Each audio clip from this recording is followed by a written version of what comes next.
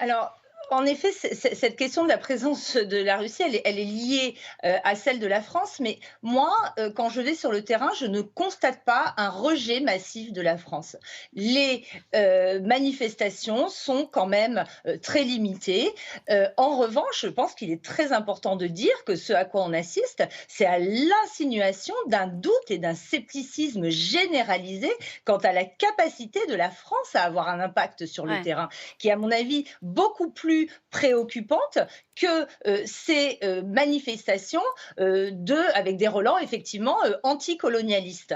Pour ce qui est de la Russie, il ne faut quand même pas oublier que le Mali a une tradition de coopération avec la Russie, hein. Dès son indépendance, en réalité, le premier président élu a rejeté la coopération avec la France dans les années 60 pour embrasser la coopération avec le bloc Ouais. soviétique.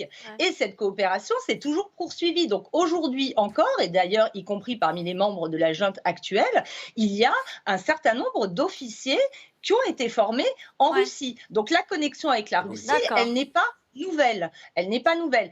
Je rejoins Vincent Hugeux pour dire qu'en effet, par ailleurs, il y a des groupes de patriotes qui appellent de manière très virulente la venue de la Russie, notamment sur les réseaux sociaux.